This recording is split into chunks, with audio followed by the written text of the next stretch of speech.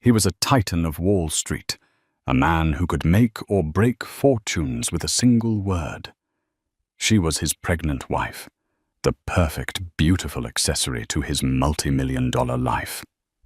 But in the glittering heart of New York high society, surrounded by their so-called friends, Ryan Cole decided to offer a different kind of toast. One that wouldn't celebrate their coming child, but would instead douse his wife Ava in shame. He thought his public mockery was the final word, a cruel display of his power. He had no idea it was just the opening salvo in a war she was already prepared to win. The air in the penthouse was worth more than most people's homes. It was a carefully filtered, climate-controlled atmosphere, smelling faintly of white roses and old money. From 68 floors above Central Park, the city lights sprawled out like a blanket of scattered diamonds, a kingdom over which Ryan Cole presided. Tonight, however, the view offered Ava no comfort. It felt less like a kingdom and more like an exquisitely furnished prison. Ava Cole ran a hand over the gentle, firm swell of her stomach. 7 months. 7 months, carrying the heir to the Cole empire, a dynasty built on ruthless acquisitions and Ryan's almost terrifying intuition for the market's whims. Her own intuition was screaming now, a silent, frantic alarm that had been ringing for months. She watched her husband across the marble expanse of their living room. Dressed in a bespoke Tom Ford suit, Ryan was a portrait of masculine perfection. Dark hair, a jawline that could cut glass, and eyes the color of a stormy sea. He was talking on the phone, one hand gesturing dismissively as he paced. He hadn't really looked at her all day. Not a real look, anyway. He had glanced in her direction, his eyes scanning her form-fitting maternity gown from a piece. Apart with an unreadable expression, it wasn't the adoring gaze of a husband excited to be a father. It was the critical once-over of an art collector, assessing whether a piece still belonged in his collection. No Marcus, that's unacceptable. He snapped into his phone. Liquidate the position. All of it. I don't care if it triggers a slide. Let it slide. We'll buy it back at the bottom. That's an order. He ended the call without a goodbye, the silence that followed feeling heavier than the noise. He finally turned to Ava, his focus sharp and unsettling. "Is the car ready?" he asked. His voice was clipped, devoid of warmth. "It's been waiting downstairs for 10 minutes. Ryan." Ava replied, her own voice soft, but with a tensile strength he always seemed to miss. She had learned to be a still lake, reflecting his moods, while her own currents ran deep and hidden. Good. He adjusted the cuffs of his shirt, a nervous tic he had when he was either about to close a massive deal or lie. He was an excellent liar. "You know how important tonight is. The Van Houtens are legacy money. They need to see stability. Unity." Ava's heart gave a painful thud. Unity.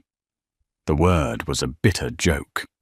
Unity was the two of them attending charity galas, their hands linked for the cameras, while his other hand was texting someone else under the table. Unity was her overseeing the renovations on the nursery, while he was working late, the scent of a strange, expensive perfume clinging to his coat when he finally came home. The perfume wasn't hers. She wore Joe Malone's peony and blush suede. This other scent was something sharper, more aggressive, something like Tom Ford's Black Orchid. "I know," she said, forcing a small smile. "I'll be on my best behavior." A flicker of something annoyance, relief crossed his face. He preferred her this way, compliant, beautiful, and silent. He walked over, placing a hand on her pregnant belly. The gesture was meant to look tender, a performance for an unseen audience, but his touch was cold proprietary. It felt like he was claiming ownership of the baby, not connecting with it. "This is what they want to see," he murmured, his gaze distant already at the restaurant, already charming investors. The happy family. The continuation of the line. Ava didn't flinch. She had spent the last 5 years of their marriage mastering the art of stillness. She'd grown up in a comfortable upper-middle-class family in Connecticut, her father a respected architect, her mother a history professor. Her world was one of loving stability and intellectual curiosity. Marrying Ryan had been like being catapulted into another dimension, a world of dazzling wealth, private jets, and treacherous social currents. She had been in love truly and deeply with the charming, ambitious man who had pursued her relentlessly. But the man she had married had slowly been replaced by this cold, calculating stranger who valued stock prices over feelings and public image over private reality. "The car," she said, gently removing his hand from her belly. "We shouldn't be late." He nodded, already turning away, his mind back on the deal. As she picked up her small silver Bottega Veneta clutch, she caught her reflection in the floor-to-ceiling windows. A woman in a beautiful gown, a precious life growing inside her, standing in a palace of glass and steel, looking utterly, desperately alone. But her eyes held a secret. It wasn't despair in their depths. It was determination. Ryan thought he was the master of this universe, the one who gave the orders. He believed she was just another beautiful asset. He had no idea that this asset was about to mature and the returns would be devastating. The restaurant Ethelgard was the kind of place that didn't have a sign. If you didn't know where it was, you weren't supposed to be there. The interior was a symphony of hushed tones, dark wood, and pools of golden light that made everyone look like they were in a Rembrandt painting. The air hummed with the low murmur of powerful people making powerful deals. Their table was the best in the house, a secluded circular booth overlooking the restaurant's private garden. They were joined by Richard and Amelia Van Houten, an older couple with money so old it was practically fossilized, and a younger woman whom Ryan introduced with a little too much casualness. "And this is Isabella Thorne," he said, his hand hovering near the small of her back for a fraction of a second too long. "Isabella is a brilliant art consultant who's about to open her own gallery in Chelsea. She's been advising me on some new acquisitions." Isabella was stunning in a severe, angular way that was the polar opposite of Ava's softer beauty. She wore a black, backless dress that clung to her slender frame. Her dark hair was pulled into a sleek, tight ponytail, and her red lipstick was a slash of defiance. She smiled, but it didn't reach her cold, assessing eyes. And on the air around her, faint but unmistakable, was the sharp, spicy scent of black orchid. Ava's blood ran cold, but her expression remained serene. She extended a hand. "A pleasure to meet you, Isabella. Your gallery sounds exciting." "Ava, darling." Isabella said, her voice smooth as silk, but with an undertone of condescension. She barely touched Ava's fingers. "Ryan has told me so much about you." Her eyes flickered down to Ava's belly, and a tiny knowing smirk played on her lips. The dinner began a carefully choreographed dance of conversation. Richard Van Houten pontificated about the Fed's interest rate policy, while his wife Amelia discussed her latest charity auction. Ryan was in his element, charming, witty, and razor-sharp. He refilled Amelia's wine glass, complimented Richard on a recent business victory, and expertly steered the conversation towards the synergies between their family offices. Ava played her part. She smiled, nodded, and asked polite questions about the Van Houten's grandchildren. but she was acutely aware of the drama unfolding across the table. She saw the way Ryan's knee would occasionally brush against Isabella's under the table. She saw the shared glances, the tiny, almost imperceptible smiles they exchanged when they thought no one was looking. It was a brazen, insulting performance. The first public jab came during the appetizer course. Amelia, a kind woman at heart, turned to Ava. "You must be so thrilled, my dear. A baby is such a blessing. Are you hoping for a boy or a girl?" Before Ava could answer, Ryan laughed a short, sharp sound that was anything but joyful. "Oh, we're just hoping it inherits its father's brains. God knows it's a genetic lottery." A brief, awkward silence fell over the table. Richard cleared his throat. Amelia's smile faltered. Ava felt the heat rise in her cheeks, but she kept her composure. "Well, I was a double major in economics and art history at Columbia," she said lightly, her voice steady. "So I think our child has a decent chance either way." Isabella let out a small, tinkling laugh. "Art history. How sweet. It's so wonderful to have a hobby, isn't it?"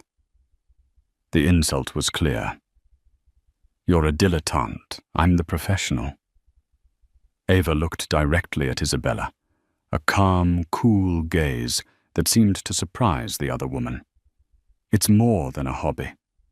Understanding the history of an asset class is crucial to understanding its value." "I'm sure you'd agree." Isabella's smile tightened. Ryan, sensing he was losing control of the narrative, decided to double down. The main courses arrived, a stunning display of culinary art. As the waiter placed a plate of pan-seared scallops in front of Ava, Ryan held up a hand. "Whoa there. Are you sure she should be eating that?" he said, his voice loud enough for the nearby tables to hear. "With the way her ankles have been swelling up, I think we should be swapping that for a plate of steamed vegetables. We don't want her retaining any more water. It's a delicate situation." He gestured towards her belly. "We're trying to manage the expansion." The table fell silent again, but this time it was a thick, horrified silence. Amelia Van Houten looked at Ryan as if he'd just grown a second head. Richard stared down at his plate. It was a moment of breathtaking cruelty. He wasn't just mocking her. He was trying to infantilize her, to portray her as a fragile, hormonal vessel whose only function was to breed. Isabella, however, was enjoying the show.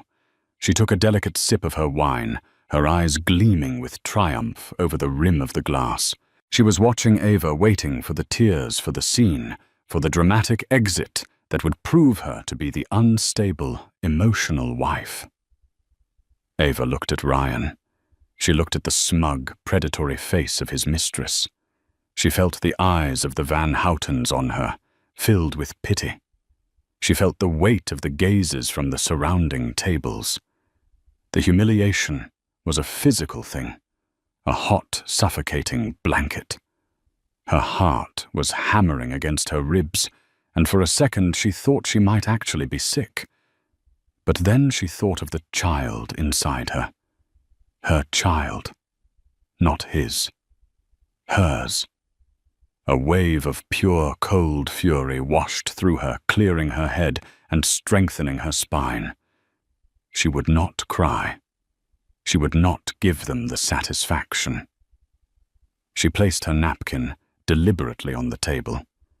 She pushed her chair back, the movement slow and graceful. She stood up, a queen rising from a council of fools. She looked directly at Ryan, her voice not a whisper, but a clear, calm statement that cut through the restaurant's murmur. "You're right, Ryan," she said, her tone even. "It is a delicate situation. More delicate than you can possibly imagine." She then turned her gaze to Isabella, holding it for a long, chilling moment. She didn't say a word. She didn't have to. The look on her face was a promise. Finally, she addressed the stunned Van Houtens. "Amelia, Richard, it was a pleasure to see you both. I hope you have a lovely evening." Without another glance at her husband, Ava Cole turned and walked out of the restaurant. Her steps were unhurried, her back was ramrod straight. She didn't look like a woman fleeing in shame. She looked like a woman on her way to war. The diners she passed parted for her as if by instinct. In the hushed, opulent dining room of Ethelgard, every single person knew they had just witnessed not an ending, but a beginning, and it was not going to be pretty. The taxi ride back to the penthouse was a blur of streaking lights and muffled city sounds. Ava didn't cry.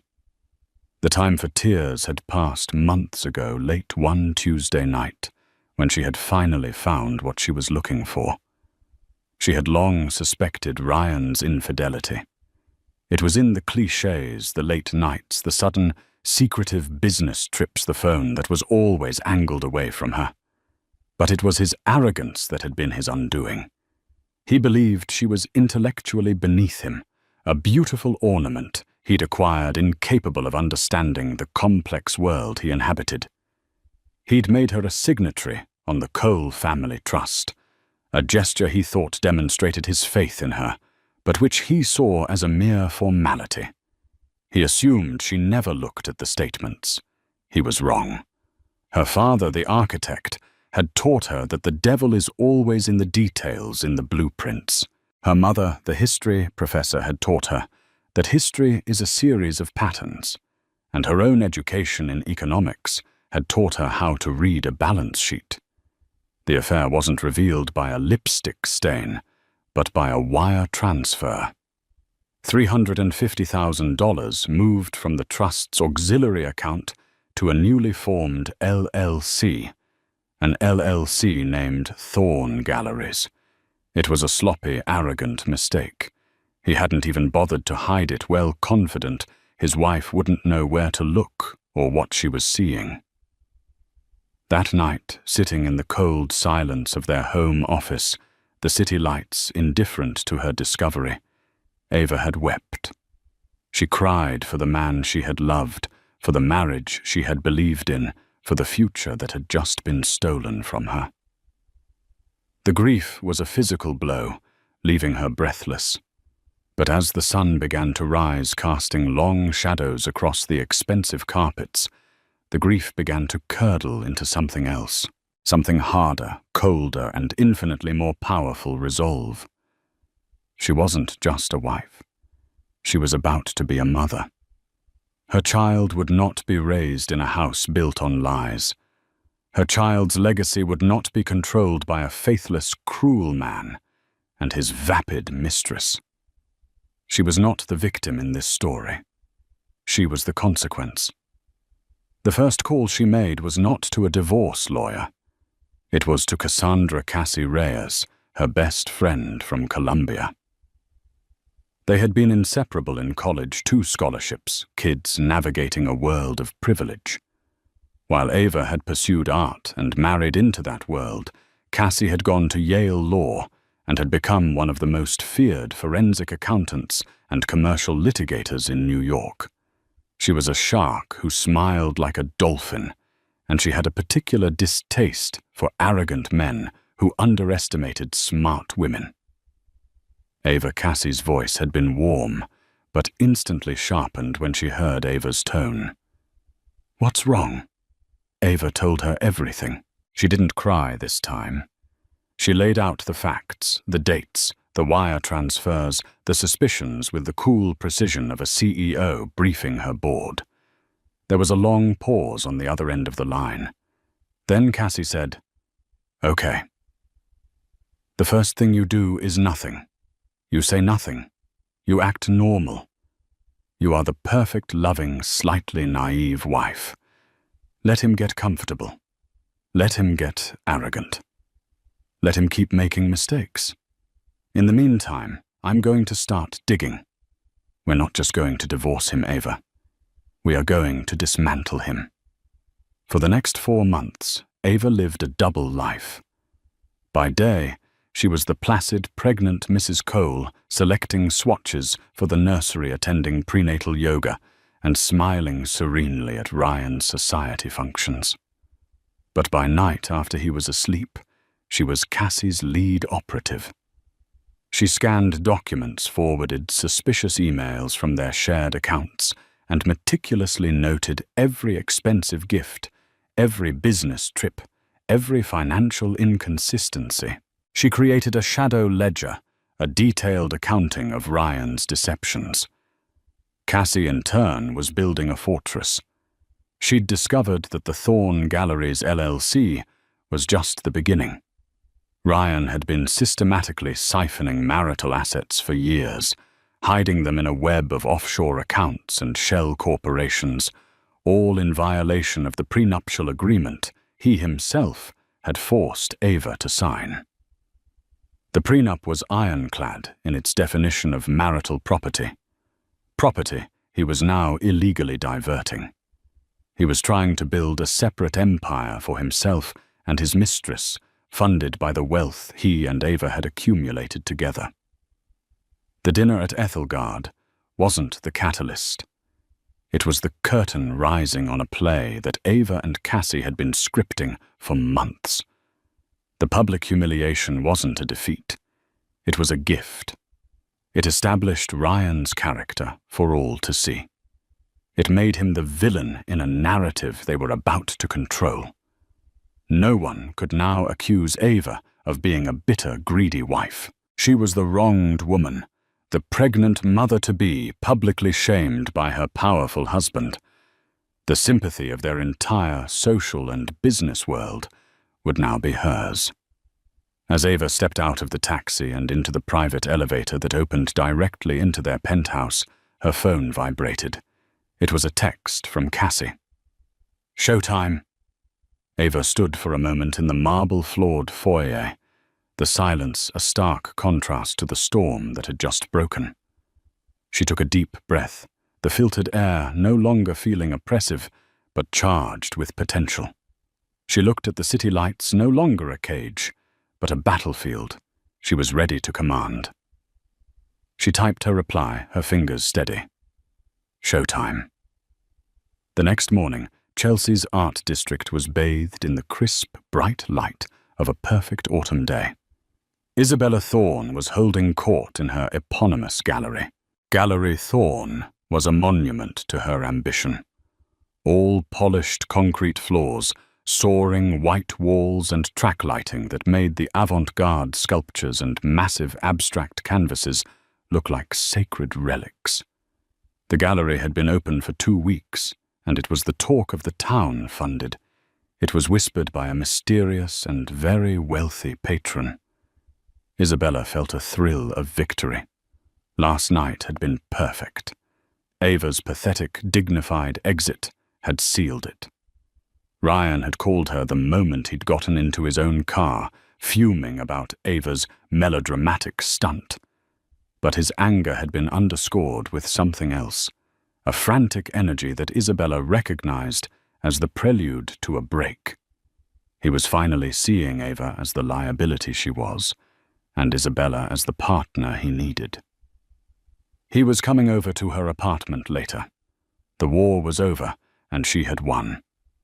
She was discussing the placement of a particularly jarring metal sculpture with her gallery director when the front door chimed. A man in a nondescript suit, carrying a plain leather briefcase, walked in. He didn't look like a collector. He looked like a functionary, a cog in a machine. "Can I help you?" the gallery director asked, her voice oozing practiced snobbery. The man ignored her and walked directly toward Isabella. "Isabella Thorne?" he asked, his voice flat and impersonal. "I am," she said, tilting her head, an eyebrow raised. She assumed he was a vendor, or perhaps an artist hoping to have his work shown. The man opened his briefcase and pulled out a thick stack of documents. "You've been served," he said. His voice loud enough for the handful of wealthy patrons browse the art to hear. He thrust the documents into her hands. Isabella stared at him, then at the papers. Her mind, still savoring the triumph of the night before, struggled to catch up. Served. What is this? I think you have the wrong person. No mistake, ma'am, the process server said, already turning to leave. Have a nice day. Heads were now turned in her direction. The patrons were whispering their phones, suddenly emerging from their pockets. Isabella's face, which had been a mask of smug satisfaction moments before, was now pale with confusion and dawning horror. She looked down at the top page. It was a legal document stamped with the seal of the Supreme Court of the state of New York. The caption was what made her blood freeze. AVA Reyes, Cole Plaintiff, The Thorne Galleries. LLC and Isabella Thorne, an individual defendants. This wasn't a divorce filing. This wasn't a personal lawsuit for alienation of affection. This was something far more sophisticated, far more dangerous. Her hands trembling, she flipped through the pages. It was a petition for a temporary restraining order and a preliminary injunction to freeze all assets of Thorne Galleries LLC. The legal language was dense and suffocating, but the accusations were brutally clear. The petition alleged that Thorne Galleries LLC was not a legitimate independent business, but a shell corporation established for the sole purpose of laundering marital assets out of the Cole family trust. It accused Isabella Thorne of conspiracy to commit fraud and tortious interference with marital property. It was all there, laid out with surgical precision. The date of the LLC's formation, the wire transfer of $350,000 from the trust to the LLC's bank account, subsequent transfers totaling over $2 million, meticulously detailed with dates and amounts. It even included copies of the wire confirmations, which Ava must have somehow obtained. The petition went further. It included an affidavit from a respected forensic art appraiser who attested that the initial inventory of the gallery, the very paintings hanging on her walls, had been purchased not by the LLC, but by a personal credit card in Ryan Cole's name, and were therefore also considered marital property. It was a masterstroke of legal violence. The lawsuit wasn't about emotion. It was about money. It wasn't aimed at her as a mistress. It was aimed at her as a criminal co-conspirator. The temporary restraining order, if granted, would mean she couldn't sell a single piece of art. She couldn't pay her staff. She couldn't pay the rent on her absurdly expensive gallery space. Her entire business, her entire identity, her entire victory would be frozen in ice. Her phone buzzed in her pocket. It was Ryan. She ignored it. Her world was tilting on its axis. The whispers of the patrons grew louder. One of them, a prominent collector she had been trying to woo for weeks, gave her a look of utter disdain and walked out of the gallery. Isabella stumbled back, the papers shaking in her hand, and sank into a ridiculously uncomfortable minimalist bench. The cold, smug triumph of the past 12 hours evaporated, replaced by the icy grip of pure panic. She looked around at her beautiful gallery, her kingdom. It no longer felt like a trophy. It felt like a trap. And she was the one who had just been served. The first shot had been fired, not at the king, but at his queen-in-waiting, and it was a direct hit. The explosion came as Ava had known it would, at 2:17 p.m. The private elevator doors hissed open with a violent swoosh, and Ryan stormed into the penthouse. His face was a thundercloud, his perfectly tailored suit rumpled as if he'd been tearing at it. He brandished his phone like a weapon. "What the hell is this, Ava?" he roared, his voice echoing in the cavernous room. "What in the goddamn hell did you do?" Ava was sitting calmly on one of the white sofas, reading a book on infant sleep training. She had dressed for this confrontation deliberately, a simple cashmere sweater and comfortable maternity leggings.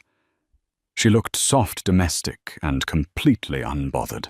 She slowly placed a bookmark in her book, set it down, and looked up at him. The timid, accommodating woman he had humiliated last night was gone.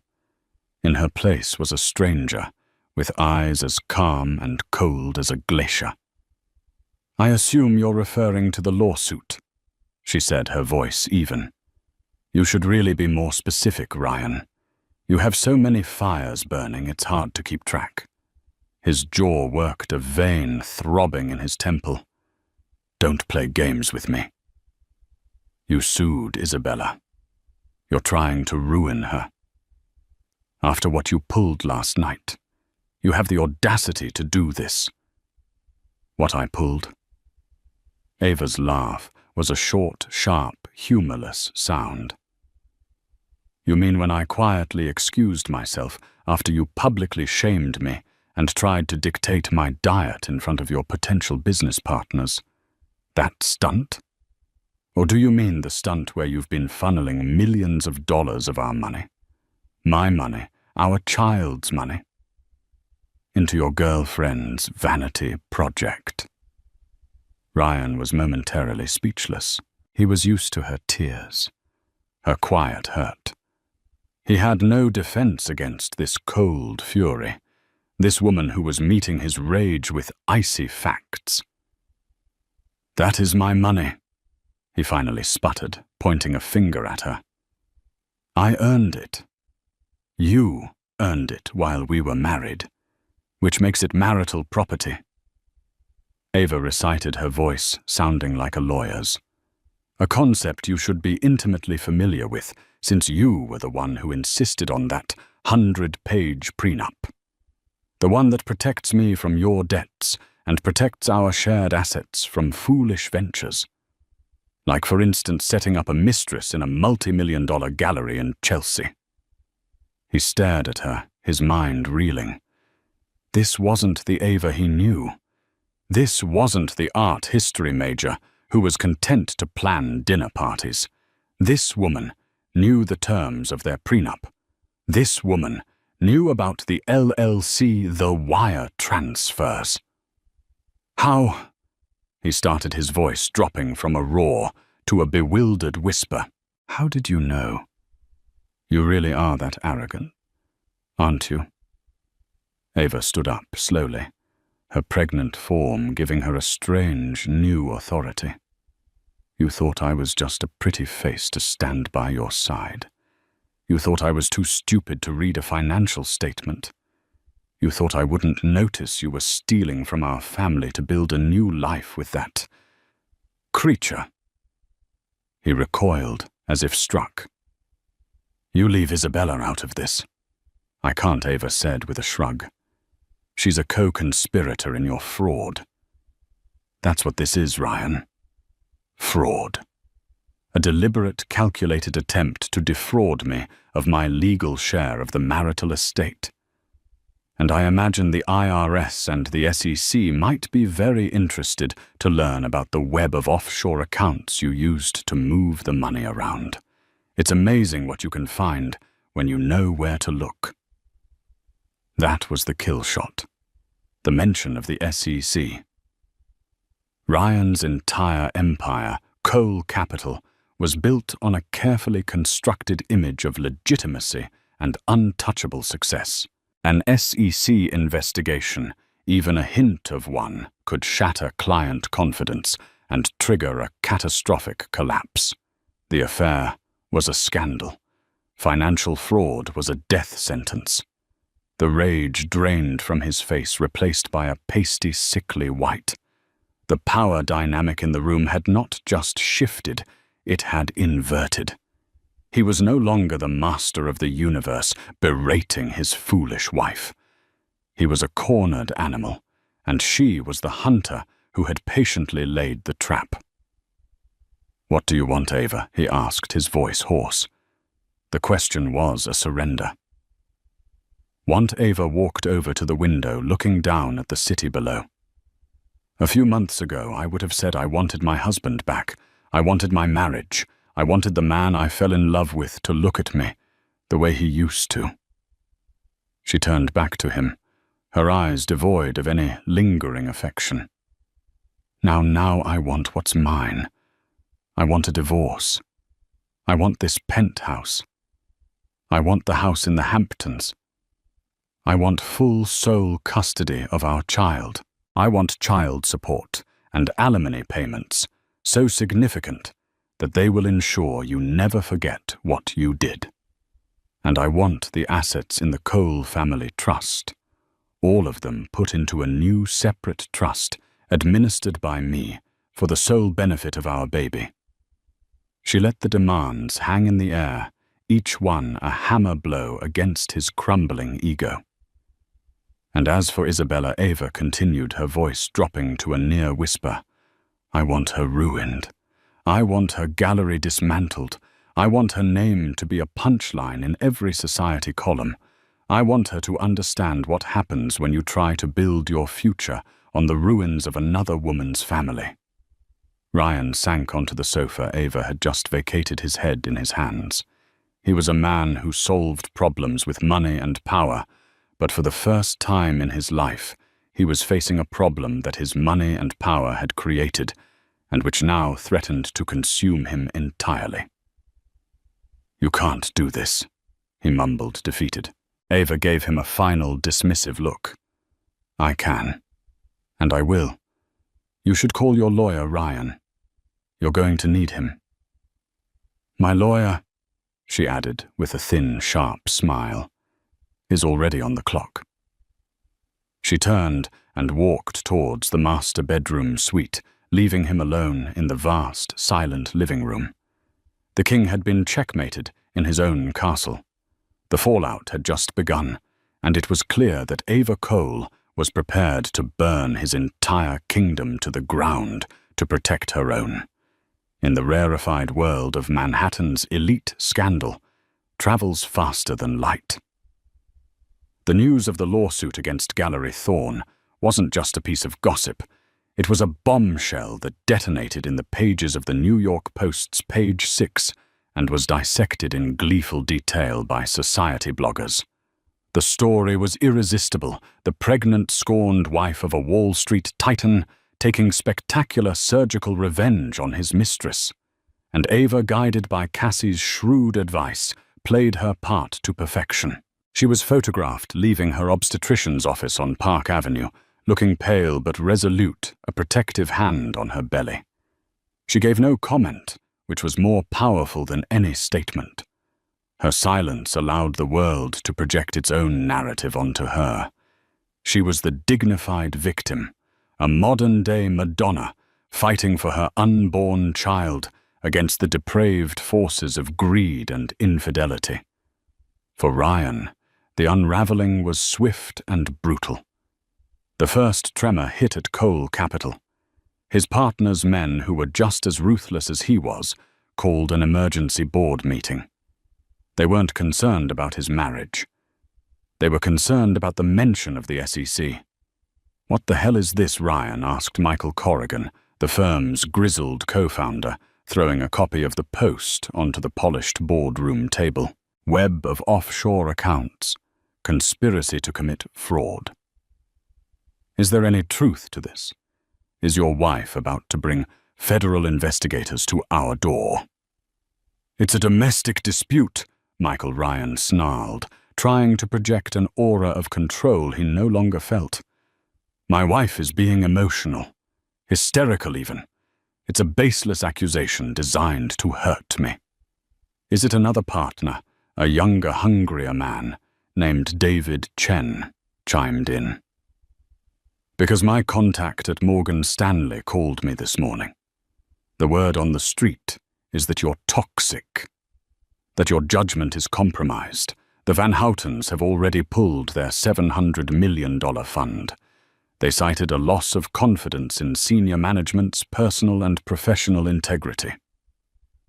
Ryan felt the blood drain from his face. The loss of the Van Houten Fund wasn't just a financial blow. It was a catastrophic vote of no confidence from old money, a sign to the rest of the market that Cole Capital was in trouble.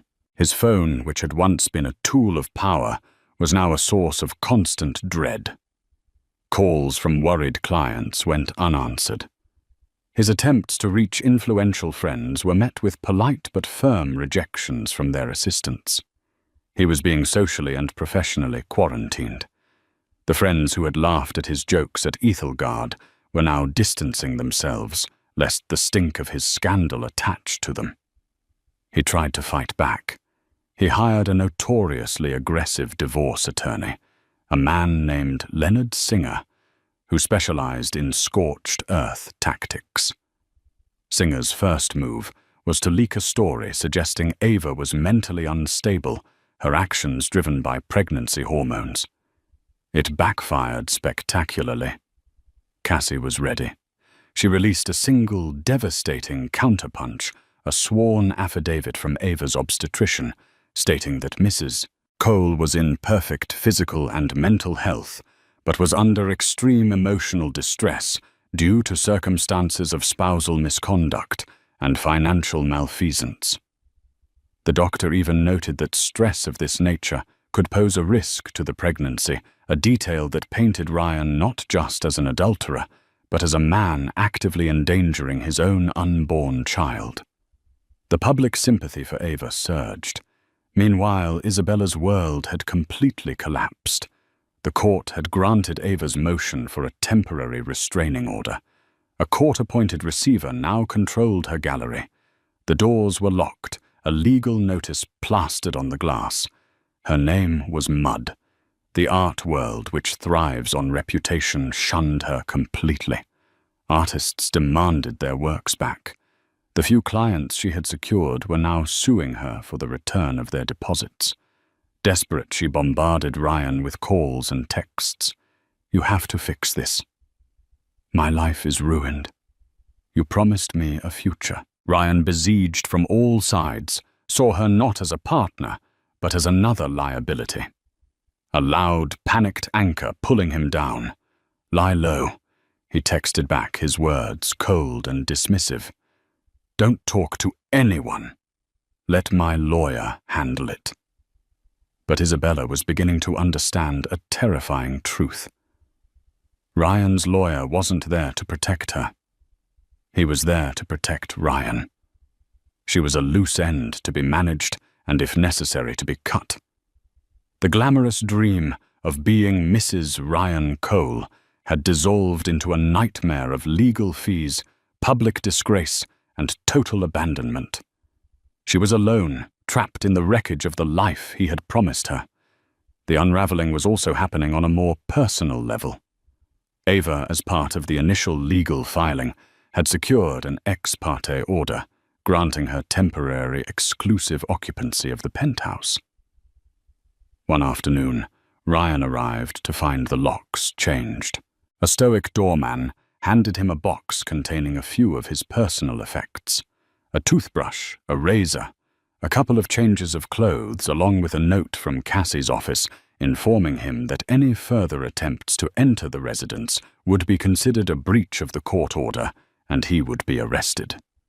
He stood on the pavement on Central Park West, holding the pathetic little box, looking up at the glittering tower where his wife, his pregnant, formidable, vengeful wife, was now enthroned. He had lost his home, his biggest client, the respect of his peers and control of the narrative. The world he had built, with such ruthless precision, was cracking and crumbling around him, all because he had made the fatal, arrogant mistake of underestimating the woman he had once promised to love and cherish. The war was far from over, but he was losing on every front. The first preliminary hearing was held in a sterile, impersonal courtroom that felt a world away from the opulence of Ryan's life. It was not open to the press, but the stakes were astronomical. Ava was there, flanked by Cassie Reyes, her demeanor calm and composed. She wore a simple navy blue maternity dress, the picture of quiet strength. Ryan sat at the opposing table with his lawyer Leonard Singer, looking haggard and drawn. The hearing was for the judge to decide whether to issue a preliminary injunction, which would keep Gallery Thorne's assets frozen for the duration of the case. Singer argued passionately that the lawsuit was a frivolous, vindictive action by a scorned wife. "Your Honor, this is a classic case of a marital dispute spilling over into a meritless commercial lawsuit." Singer boomed, his voice filling the room. "Mrs. Cole is using this court to harass Ms. Thorne as a proxy for her anger at my client." Cassie stood up, her presence sharp and focused. "Your Honor, with all due respect to Mr. Singer's flair for drama, this is not a marital dispute. This is a fraud case. We have wire transfers. We have credit card statements. We have a clear and undeniable pattern of Mr. Cole deliberately and illegally diverting marital assets to this entity, Thorne Galleries. The only thing frivolous here is the defense's attempt to paint my client as hysterical. The only thing vindictive is Mr. Cole's systematic attempt to financially gut the estate his own child is set to inherit." Cassie presented her evidence with chilling efficiency. The documents were irrefutable. The judge, a no-nonsense older woman named Esther Ruiz, looked over the papers with a deepening frown. She looked at Ryan, then at Ava's pregnant form. "Mr. Cole, Judge Ruiz," said her voice laced with ice. "It is the opinion of this court that the plaintiff has provided substantial evidence to suggest a high likelihood of success on the merits. The preliminary injunction is granted. The assets of Thorne Galleries LLC will remain frozen. Furthermore, I am issuing a broader asset freeze on all non-payroll expenditures from Cole Capital's operational accounts until a full forensic accounting of the marital estate can be completed. I'm not going to have the defendant draining his company to hide money from his wife and child." It was a stunning defeat for Ryan. The judge hadn't just sided with Ava. She had put a financial chokehold on his entire company.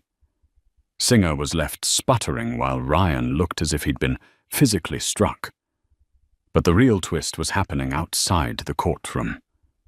Isabella Thorne had been sitting on a bench in the hallway, summoned by Ryan's lawyer, but largely ignored. She had listened to the proceedings through the heavy wooden doors, hearing herself described as a home wrecker and a criminal. She heard Ryan's lawyer throw her under the bus, painting her as a naive party to Ryan's actions, at best a manipulative seductress at worst. She had tried to speak to Ryan as he entered the court, but he had walked past her as if she were a ghost. The last of her denial shattered. Ryan was not going to save her. He was going to sacrifice her. He would paint her as the mastermind, the one who had seduced him and tricked him into giving her money. He would use his remaining resources to crush her and walk away, bruised but intact, leaving her to face the legal and financial ruin alone. As Ava and Cassie emerged from the courtroom, their faces grim but victorious, Isabella stood up.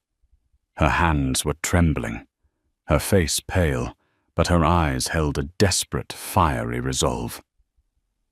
"Mrs. Cole," she said, her voice shaky but clear. "Ava, can I speak with your lawyer?" Ava stopped, surprised. Cassie put a protective hand on her arm, her expression wary. "Miss Thorne, I don't think we have anything to discuss." "Please," Isabella begged, her voice cracking. The arrogance was gone, replaced by raw fear. "He's going to destroy me. He's going to say this was all my idea. You think you have evidence. You have no idea what I have. I have everything. Text messages, emails, voice notes. He was bragging about it. He told me step by step how he was hiding the money from you. He called it the idiot wife insurance policy. The words hung in the air, ugly and sharp. Ava flinched, the cruelty of the phrase a fresh wound. Cassie's eyes, however, lit up with a predatory gleam, a cooperating witness from inside the enemy camp. This was a gift from the litigation gods. He told me he was going to leave you after the baby was born. Isabella continued, tears now streaming down her face. He said he was just waiting for the asset to be delivered. He's a monster. I was a fool and he's a monster. I don't want to win. I just don't want to be the only one who loses. I'll testify. I'll give you everything. Just make him pay. Cassie looked at Ava, who gave a slow, almost imperceptible nod. The enemy of her enemy was for now her friend. An alliance born of mutual betrayal was being forged in the cold, sterile hallway of the New York Supreme Court. Cassie turned back to Isabella, her professional demeanor snapping back into place. Ms. Thorne, she said, her voice crisp, my client and I are going for coffee. Perhaps you'd like to join us? It was the most unexpected twist of all. The two women who had been positioned as mortal enemies, the wife and the mistress, were walking away together, united by the betrayals of one man. Ryan Cole thought he was playing a game of chess, sacrificing a pawn to protect his king. He had no idea that the pawn was about to flip the board over and join forces with the opposing queen. The final confrontation did not take place in a courtroom. There would be no dramatic trial, no public spectacle. Ryan's empire was already so fragile that the mere threat of what Isabella and Ava now held was enough to bring him to his knees. The voice notes in which Ryan callously detailed his schemes to defraud Ava and referred to his unborn child as an asset were the nuclear option. If those were made public, he wouldn't just lose his business. He could face criminal charges and would be irrevocably disgraced in the eyes of everyone, including the most amoral Wall Street shark. The meeting was held in Cassie Reyes's office, a sleek, modern space with a panoramic view of the Hudson River. It was neutral territory, but it felt like Ava's ground. She sat at the head of the massive conference table, Cassie by her side. Isabella was not present. Her sworn deposition and the trove of evidence she had provided were enough. Ryan and his lawyer, Leonard Singer, sat opposite them. The fight had gone out of Ryan. The past few weeks had hollowed him out. He looked older, smaller, his expensive suit hanging loosely on his diminished frame. All right, Cassie. Singer began trying to inject some of his usual bluster into the proceedings, but it sounded hollow. We're here to talk settlement. Let's hear your terms. Cassie didn't speak. She looked at Ava, deferring to her. This was Ava's moment. Ava slid a single piece of paper across the table. It was not a long, complicated legal document. It was a term sheet, simple, brutal, and absolute. This is not a negotiation, Ryan. Ava said, her voice as steady and unyielding as the bedrock of the city itself. This is what you will agree to, or Ms. Thorne's evidence becomes the property of the district attorney and the New York Times. Ryan picked up the paper, his hand trembling slight. Terms of dissolution. 1. Custody. Ava Reyes. Cole is to have sole legal and physical custody of the child. Ryan Cole will have supervised visitation rights twice a month at Ava's discretion. 2. Property. The Fifth Avenue penthouse and the Hamptons estate are to be signed over to Ava free and clear of all liens. 3. The Cole Family Trust. The entire contents of the trust are to be moved into a new irrevocable trust for the child with Ava as the sole trustee. Ryan will have no access and no oversight. 4. Alimony and child support. A lump sum payment of $50 million to be paid to Ava. Child support will be set at the statutory maximum under New York state law. 5. Business. Ryan will personally buy out Ava's 50% stake in his remaining personal assets and ventures valued at market rate by a court-appointed appraiser. 6. Mutual non-disclosure and non-disparagement. Both parties agree not to speak publicly about the other. However, this clause is rendered null and void for Ava if any part of this agreement is breached by Ryan. Singer read the terms and let out a low whistle. This is insane. This is punitive. This will gut him. That is the point, Cassie said flatly. This is the price of his actions. He tried to leave my client with nothing. He's lucky she's leaving him with his company, though I doubt it will be worth much by the time the market is done with him. Ryan stared at the paper, then looked across the table at Ava. He searched her face for any flicker of the woman he had married, any sign of softness or doubt. He found none. He was looking at a stranger, a woman forged in the fire of his own making. Ava. Please, he whispered the last pathetic plea of a dethroned king. There is nothing left to say. Ryan, she replied, her voice devoid of hatred or anger. It was worse. It was indifferent. You did this. You mocked me when I was at my most vulnerable. You tried to steal our child's future for a woman you abandoned the second she became inconvenient. You called your own baby an asset. This isn't punishment. It's an accounting. It's the bill for your choices. She stood up, her pregnancy prominent, a symbol of the future he had forfeited. Sign the papers, Ryan. It's the last decision you'll get to make in our life together. With that, she and Cassie walked out of the conference room, leaving Ryan to stare at the document that codified his utter and complete defeat. 6 months later, Ava stood in the nursery of the Fifth Avenue penthouse. It was a beautiful light-filled room, decorated in soft yellows and grays. In her arms, she held her daughter, a perfect, healthy baby named Hope. The city sprawled out below them, no longer a prison or a battlefield, but simply a view. Her view. The news had reported that Ryan Cole had stepped down as CEO of his firm amidst a massive client exodus and was selling his stake at a fraction of its former value. Gallery Thorne had been liquidated, its assets sold to partially satisfy the settlement. Isabella Thorne had disappeared, rumored to have moved back to the Midwest, her New York ambitions shattered. Ava looked down at her daughter's sleeping face and felt a profound sense of peace. The storm was over.